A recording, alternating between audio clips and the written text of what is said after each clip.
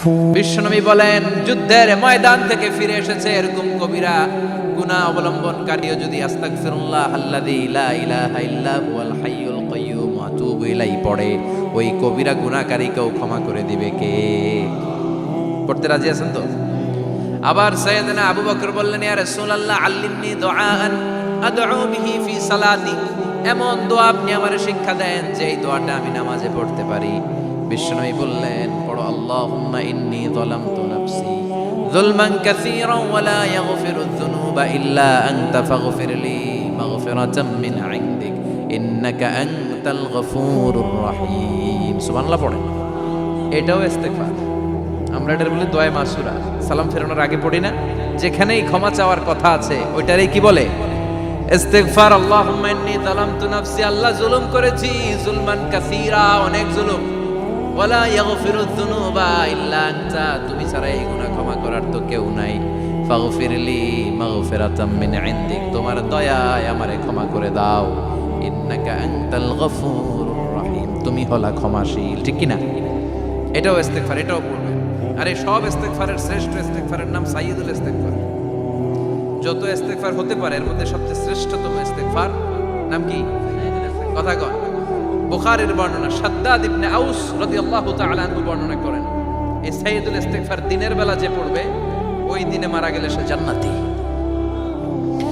এই সাইয়্যিদুল ইস্তেগফার রাতের বেলা যে পড়বে ওই রাতে যদি ইন্তেকাল হয় ওই লোকটা জান্নাতি। মুখস্থ আছে না? কার কার মুখস্থ হাত তোলেন?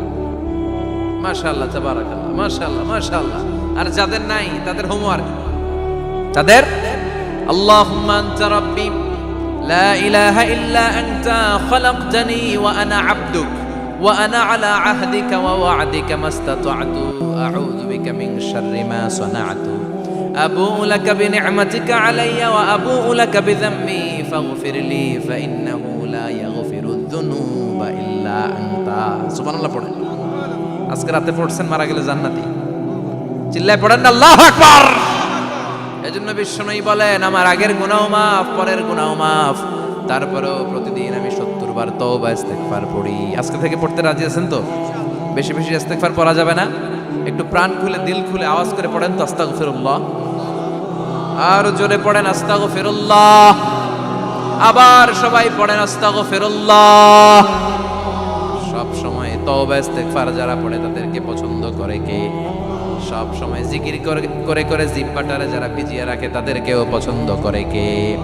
আল্লাহ বলেন, ওয়াজকুর রাব্বাকা ফি নাফসিকা তাদাররুআন ওয়া খীফাতান ওয়া দুনাল জাহরি মিনাল কওলি বিল গুদুবি ওয়াল আসাল ওয়া লা তাকুন মিনাল গাফিলিন। সুবহানাল্লাহ পড়েন। আল্লাহ বলেন, ওয়াজকুর রাব্বাকা ফি নাফসিক, আল্লাহরে মনে মনে ডাকো। তাদাররুআন ওয়া খীফা, আল্লাহর জিকির করতে আল্লাহ বলেছেন ফি নাফসিক। বুঝতেছেন না অর্থ? ফি নাফসিকা, মনে মনে আল্লাহর জিকিরটা করো। তাদাররুআন ওয়া খীফা, তাদাররুআ মানে বিনয়ের সাথে, with full of humility, submission and humbleness. বিনয়ের সাথে আল্লাহর ডাকো। ওয়া খীফা, গোপনে গোপনে ডাকো। দুনাল জাহারি মিনাল কওল, চিৎকার চেঁচামেচি করে ডেকো না। কার কথা? আওয়াজ করে জিকির করো না। এই যে আমরা মাহফিলে লা ইলাহা ইল্লাল্লাহ জিকির করে, এটা তালিম। উদ্দেশ্য কি? তালিমের জন্য আওয়াজ করে জিকির জায়েজ আছে, কিন্তু ব্যক্তিগত জিকিরের যে ইবাদতটা এটা আস্তে আস্তে হইতে হবে, এটা ভদ্রভাবে হতে হবে, চিল্লাচিল্লি করে নয়। আবার তালিমের জিকির ওইটাও ভদ্রভাবে। ইন্নাল্লাহা জামিল ইউহিব্বুল জামাল, আমার আল্লাহ সুন্দর, আমার আল্লাহর জিকিরের মধ্যেও সৌন্দর্য আছে না নাই? কিন্তু এদেশে জিকিরের ভেতরে লাফালাফি আছে না নাই? বেশি না কম? কি বসেন বসেন, হ্যাঁ বসে যান তো, অনেক ধরনের আছে জিকির। হ্যাঁ বসেন বসেন, বসে যান। হ্যাঁ হাইবার আলী, এটা কি আবার জালালি? তো এই যে ইন্নাল্লাহা জামিল ইউহিব্বুল জামাল, আমার আল্লাহ সুন্দর, আমার আল্লাহর জিকিরের মধ্যেও সৌন্দর্য আছে না নাই? তালিমের উদ্দেশ্যে সবাই মিলে জিকির করা যায়, কিন্তু চিল্লাফাল্লা করা যাবে না, লাফালাফি করা যাবে না, মাথা ডানে বায়ে ঝোলানো যাবে না। ঠিক কি না? কিন্তু লাফালাফির জিকির আছে না নাই? লাফাইতে লাফাইতে, হ্যাঁ গাছের আগায় বাঁশের আগায়। আবার যিনি জিকির পরিচালনা করে ওনার কান্দে যাই ওঠে, আছে না নাই? বিশ্বনবী সাহাবীদের নিয়ে জিকির করছেন, সাহাবারা লাফাতে লাফাতে খেজুর গাছের আগায়। হাদিসে আছে না এটা? বিশ্বনবী সাহাবাদেরকে নিয়ে জিকির করছেন, লাফাতে লাফাতে আবু বকর বিশ্বনবীর কাঁধের উপরে। আছে, হাদিসে আছে। এটা জিকির নয়। কি সুন্দর দেখেন, ইসলাম বোঝা কত সহজ। ওয়াজকুর রাব্বাকা ফি নাফসিকা তাদাররুআ ওয়া খাইফা, গোপনে জিকির করো, ভদ্রতার সাথে বিনয়ের সাথে জিকির করো। ওয়ালা তাকুম মিনাল গাফিলিন দুনাল জাহারি মিনাল কওল, চিৎকার চেঁচামেচি করে জিকির করো না। যারা চিকফাল দিয়ে হই হই হই হই করে, আছে না? হই হই হই হই হই হইয়ের ভিতরে আল্লাহর নাম আছে। হ্যাঁ, এই যে হুই হাই হুই হাই, এই স্টাইলের যে জিকির, এটার ভিতরে আমার আল্লাহর নাম আছে? আল্লাহর নাম যদি না থাকে ওইটা জিকির হবে? কথা বলেন। বিষ্ণু বললেন, খবরদার, চিৎকার চেঁচামেচি করে লাফালাফি করে যারা জিকির করে এরা মনে করে আল্লাহ কানে শুনে না। কথা বলেন। আপনি গোপনেও আল্লাহর ডাকলে আপনার ডাকে সাড়া দিবে কে? এজন্য রাব্বুল আলামিন বলেন, ফাযকুরুনি আযকুরকুম ওয়াশকুরুলি ওয়ালা তাকফুরুন। বান্দা, আমার জিকির তোমরা করো, আমিও তোমাদের জিকির করব। ঠিক কি না? আমরা যদি আল্লাহর জিকির করি, আমাদের জিকির করে কে? সুবহানাল্লাহ কইবেন না?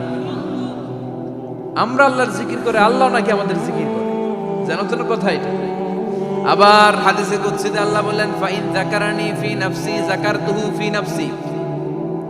আমার বান্দা যদি একা একা আমার জিকির করে, আমি আমার বান্দারে একা একা স্মরণ করি। ওয়া ইন যাকারানি ফি মালাইন যাকারতুহু ফি মালাইন খায়রিম মিনহু।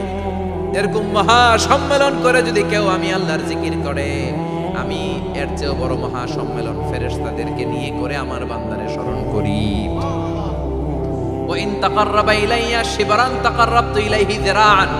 আমার বান্দা যদি আমার দিকে এক বিঘত আসতে চায়, আমি আমার বান্দার দিকে এক হাত এগিয়ে যাই।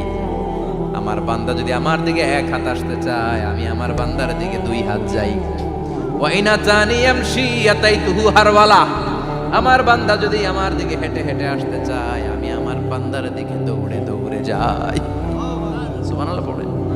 এজন্য বিশ্বনবী বলেন, লা ইয়াজালু লিসানুকা রাতবাম মিন যিকরিল্লাহ। আল্লাহর জিকির দিয়ে জিহ্বাটারে ভিজিয়ে রাখবা। কার কথা? চিল্লায় বলেন, কার কথা?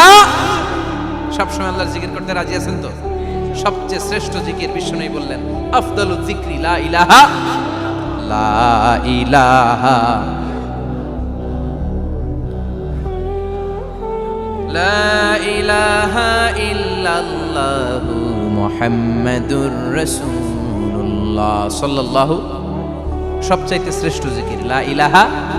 এর চেয়ে শ্রেষ্ঠ জিকির আছে? কথা বলেন।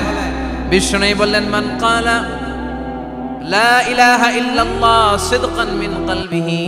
একনিষ্ঠতার সাথে অন্তর থেকে কেউ যদি জীবনে একবার বলে লা ইলাহা ইল্লাল্লাহ, দাখালাল জান্নাহ। তার যদি পাপ থাকে, অন্যায় থাকে, ওই পাপ আর অন্যায়ের শাস্তিগুলার পরে কোনো না কোনো দিন আমার ওই বান্দা জান্নাতে ঢুকবে। একবার যদি খালিসান মিন কলবিহি সে পড়ে লা ইলাহা ইল্লাল্লাহ, তার জন্য জান্নাতকে অবধারিত করে দিয়েছে কে? আবার এটার নাম আল্লাহ দিয়েছে কালিমায়ে। কথা বলেন। দারাবাল্লাহু মাসালান কালিমাতান তাইয়িবাতান কাশাজারাতিন তাইয়িবাতিন আসলুহা সাবিতুন ওয়া ফারউহা ফিস সামা। সুবহানাল্লাহ। পবিত্র বাণী এটা কালিমায়ে তাইয়িবা। আবু সাঈদ আল খুদরি থেকে বর্ণিত, মুস্তাদরাকে হাকিম আর সহিহ ইবনে হিব্বানে এসেছে। বিশ্বনবী বলেন, মুসা আলাইহিস সালাম আল্লাহর একবার প্রশ্ন করলেন, ইয়া রাব আল্লিমনি দুআআন আদউ বিহি। আপনি আমার এমন একটা জিকির শিক্ষা দেন যে এই জিকির দিয়ে আমি শুধু আপনার জিকির করব, কেউ এই জিকির করতে পারবে না। এই জিকির জানবো শুধু আমি, আর জানবেন। কথা কোন? প্রশ্ন করছে কে? হ্যাঁ, কাকে করেছে? আল্লাহ এমন একটা জিকির শিখান যেই জিকির কেউ জানে না, আমি জানবো, আর ওই জিকির দিয়ে প্রাণ ভরে আপনারে ডাকবো। আল্লাহ বললেন, মুসা পড়ো লা ইলাহা লা ইলাহা ইল্লাল্লাহু মুহাম্মাদুর রাসূলুল্লাহ। মুসা আলাইহিস সালাম বললেন, আল্লাহ চাইলাম কি, কইলেন কি? লা ইলাহা তো জাতীয় জিকির, এটা তো আন্তর্জাতিক জিকির, এটা জানে না এমন কেউ নাই। এমনকি হিন্দু ভাইরাও জানে। কথা কম। আল্লাহ আমি তো চাইছিলাম এক্সক্লুসিভ, আমার জন্য স্পেশাল। এর চেয়ে সুন্দর আর কেউ জানবে না। এত সুন্দর একটা জিকির আপনি দিবেন, এটা আমি ডাকবো আপনারে আর আপনি শুনবেন। আল্লাহ বললেন মুসা এর চেয়ে দামি আমার কাছে না। লাউ তাদউ লা ইলাহা ইল্লাল্লাহ ফি কাফা, লা ইলাহা রে যদি মুসা এক পাল্লায় রেখে দাও, ওয়াস সামাওয়াতু সাবউ ওয়াল আরদিন, সাত আকাশ সাত জমিন যদি আরেক পাল্লায় রেখে দাও, লা ইলাহা এক পাল্লায়, সাত আকাশ সাত জমিন আরেক পাল্লায় ওজন যদি দাও, লা রাজাহাত কাফাতু লা ইলাহা ইল্লাল্লাহ, মুসা দেখবা মুহূর্তের মধ্যে লা ইলাহা ইল্লাল্লাহর পাল্লা ভারী হয়ে গেছে। সাত আকাশ সাত জমিন এক পাল্লায়, শুধু লা ইলাহা ইল্লাল্লাহর এক পাল্লায় মুহূর্তে লা ইলাহার পাল্লাটারে ভারী করে দিবে কে? এটা বিপ্লবী বাণী। আমরা এটার ভিক্ষার মধ্যে লাগাইছি। এখন ভিক্ষা করার সময় লা ইলাহা আছে না নাই? একটা টাকা দিয়া যান আমি গরিব ইনসান, আর সমান একটা টাকা দিয়া যান আমি গরিব ইনসান, আছে না নাই? জুমার নামাজের সময় ভিক্ষা করে একটা টাকা দিয়া যান আর লা ইলাহার জিকির লগে, আছে না নাই? এটা আমরা ভিক্ষার জিকির বানাইছি। এটা তো বিপ্লবী বাণী। এই বাণীর পক্ষে যারা, তারা ন্যায় আর সত্যের পক্ষে চিল্লায় বলেন ঠিক কিনা? এই বাণীতে যারা বিশ্বাস করে তারা এক আল্লাহর সামনে মাথা নত করে দেয়। ওটা পৃথিবীর কোন শক্তির সামনে ওই মাথা নত হয় না, ঠিক কিনা? এই লা ইলাহা যারা আমরা মানি, আল্লাহ ছাড়া কারো সামনে মাথা নত করব? কোন শক্তি আমাদের মাথা নত করাতে পারে? এই কালেমার আন্দোলন যারা করে তারা আল্লাহ ছাড়া পৃথিবীর কাউরে ভয় পায় না। আর তারা চায় কালেমার পতাকা পৃথিবীর মধ্যে যেন পথ পথ করে উড়ে, ঠিক কিনা? বাংলার জমিনে কালেমার পতাকা উড়ুক, আমরা চাই কি চাই না? কোন একদিন এ দেশের আকাশে কালিমার পতাকা উড়বে, সেদিন সবাই খোদাই বিধান পে দুঃখ বেদনা ভুলবে। কোন একদিন এ দেশের আকাশে কালিমার পতাকা উড়বে, সেদিন সবাই খোদাই বিধান পে দুঃখ বেদনা ভুলবে। চিৎকার করে বলেন ঠিক কিনা? এই কালেমার সমাজ যদি হয়, ওই সমাজে কেউ লাঞ্ছিত হবে না, ওই সমাজে কোনো নারী নিগৃহীত হবে না, ওই সমাজের কোনো কাজের মেয়েরা ধর্ষিত হবে না, ওই সমাজে দুর্নীতি থাকবে না, ঘুষ থাকবে না, চাঁদাবাজি থাকবে না, টেন্ডারবাজি থাকবে না। সমাজটারে শান্তি দিয়ে সমৃদ্ধ করে দিবে কে? এজন্য সব সময় জিকির করতে হবে একজনের, চিল্লায় বলেন তিনি কে? শ্রেষ্ঠ জিকির হচ্ছে লা ইলাহা। করতে রাজি আছেন? সব সময় জিকিরটা করতে রাজি আছেন? Every night and every day,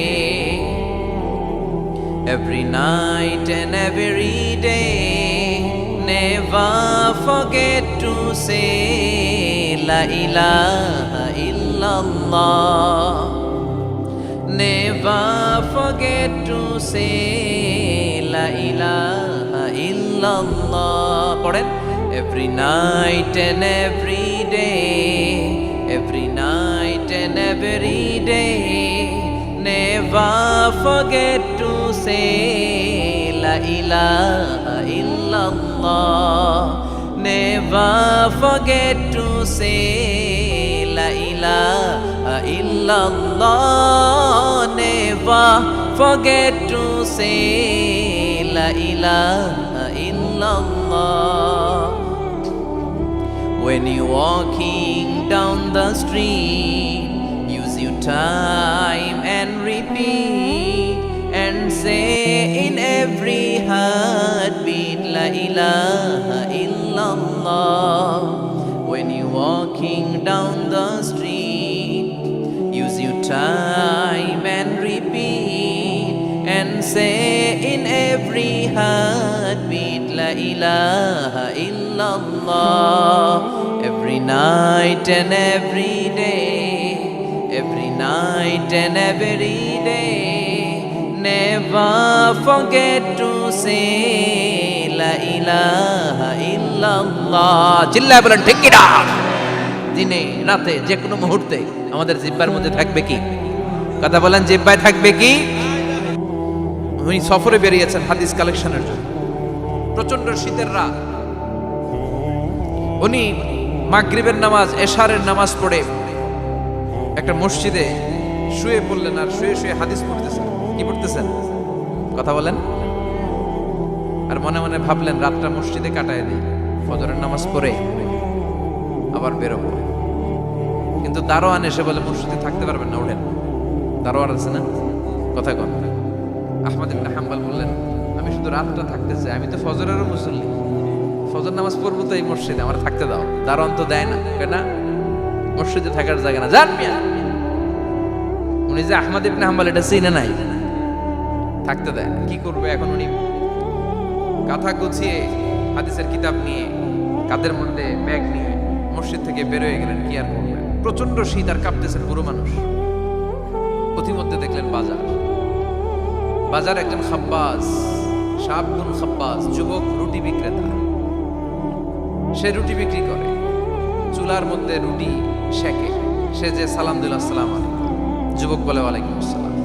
Ahmad ইবনে হাম্বল বলে যুবক আমার যাওয়ার জায়গা নেই, সফরে বেরিয়েছি, খুব শীতে কষ্ট পাচ্ছি, রাতে যদি তোমার এই চুলা থেকে একটু আগুন পোহাই কোনো সমস্যা? যুবক বলে না না সমস্যা না, হালান ওয়া হালান, ওর সামনে আসেন আসেন, আপনি আগুন পোহাইলে আমার সমস্যা কি? সুবহানাল্লাহ পড়েন। আল্লাহ শুকরিয়া করে উনি বসলেন আর আগুন পোহাচ্ছেন। আর খেয়াল করলেন যুবক রুটি বানায় আর পরে আস্তাগফিরুল্লাহ, রুটির দলা বানায় পরে আস্তাগফিরুল্লাহ, খামির বানায় আর পরে আস্তাগফিরুল্লাহ, রুটি নিয়ে উনুনের ভিতরে চুলার ভিতরে সেকা দেয় আর পরে আস্তাগফিরুল্লাহ, দোকানদারের কাছে কেউ আসলেই সে রুটি দেয় আর পরে আস্তাগফিরুল্লাহ, ক্রেতার কাছ থেকে টাকা নিয়ে ক্যাশ বক্সে রাখে আর কি পড়ে, আবার রুটি বানানো শুরু করে আর কি পড়ে, খালি এটাই পড়তেছে। ইমাম আহমদ ইবনে হাম্বল তো অবাক, কিরে এটা আবার কেমন যুবক, খালি আস্তাগফিরুল্লাহ। উনি প্রশ্ন করলেন যুবক ঘটনা কি? আসার পর থেকেই তোমার দেখতেছি তুমি রুটি বানাও, রুটি বিক্রি করো আর পড়ো আস্তাগফিরুল্লাহ, মালাকা ইয়া শাবাব। যুবক বলে আস্তাগফিরুল্লাহ আমার সবচেয়ে বেশি পছন্দের আমল, আমি সব সময় আঠার মধ্যে ইস্তেগফারের সাথে লেগে থাকি আর সব সময় পড়তে থাকি আস্তাগফিরুল্লাহ, আর এর বদৌলতে আল্লাহ আমারে মুস্তাজাবুদ দাওয়া বানিয়ে দিয়েছে। আহমদ ইবনে হাম্বল তো অবাক, আনতা মুস্তাজাবুদ দাওয়া, তুমি মুস্তাজাবুদ দাওয়া রুটিওয়ালা? আমি এত বছর হাদিস পড়াই, আমিও তো মুস্তাজাবুদ দাওয়া না, আর তুমি রুটি বেচো বাজারে, তুমি মুস্তাজাবুদ দাওয়া, তুমি দোয়া করলেই সব কবুল হয়ে যায়? যুবক বলে না আনা মুস্তাজাবুদ দাওয়া, আমি আমার জীবনে যত দোয়া করেছি কবুল করে নিয়েছে কে? সব দোয়া কবুল করে নিয়েছে আল্লাহ, একটা দোয়া ছাড়া। কয়টা? আহমদ ইবনে হাম্বলের কৌতূহল, কিউরিসিটি আরো বেড়ে গেল। কি? সব দোয়া কবুল হয়েছে একটা দোয়া ছাড়া? মাযালিকা দোয়া ইয়া শাব, কি সেই দোয়া? যুবক এবার বলতে শুরু করলো আমার জীবনে যে দোয়াটা আল্লাহ কবুল করে নাই সেটা হচ্ছে আমি আল্লাহর কাছে অনেক চেয়েছি, অনেক দোয়া করেছি যে আল্লাহ শুনেছি এই জামানার সবচেয়ে বড় মুহাদ্দিস, তার নাম নাকি ইমাম আহমদ ইবনে হাম্বল। আল্লাহ তোমার কাছে আমার চাওয়া আমি যেন এই ইমাম আহমদ ইবনে হাম্বলের দেখে মরতে পারি, আমি যেন ইমাম আহমদ ইবনে হাম্বলের হাতে হাত রেখে মুসাফা করতে পারি আর তার কপালে একটা চুমু এঁকে দিতে পারি। আহমদ ইবনে হাম্বল আবেগপ্রবণ হয়ে গেলেন, চোখের পানি ছেড়ে দিলেন, বললেন যুবক তোমার এই দোয়াটাও কবুল হয়ে গিয়েছে। আহমদ ইবনে হাম্বলের দেখা সাক্ষাৎ পাওয়ার জন্য আহমদ ইবনে হাম্বলের বাড়িতে তোমার যাওয়ার দরকার নাই, আহমদ ইবনে হাম্বল তোমার দরবারে ছুটে এসেছে।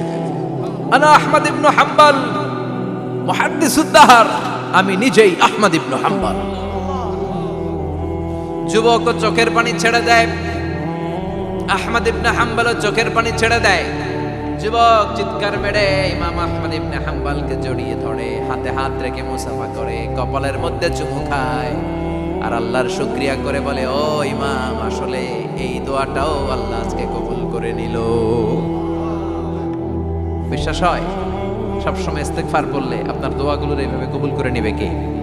এই পাঁচটা জিনিস পাবেন সবসময় যদি ইস্তেগফারের সাথে লেগে থাকেন। রাজি আছেন তো?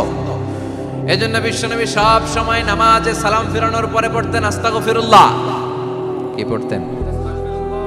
3 বার পড়তেন আস্তাগফিরুল্লাহ, আস্তাগফিরুল্লাহ, আস্তাগফিরুল্লাহ। পড়তে রাজি আছেন?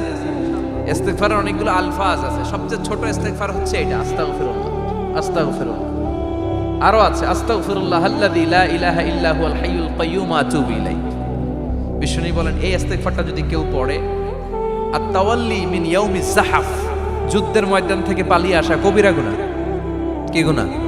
কাফেরদের সাথে যুদ্ধ, আমি তাগড়া যুবক, তলোয়ার নিয়ে নেমেছি, আমার দেহের এক ফোঁটা রক্ত থাকা পর্যন্ত আমি যুদ্ধ চালিয়ে যাব, আমি ফিরে আসতে পারবো না, আইনটা কার? ফিরে আসলে কবিরা গুনাহ।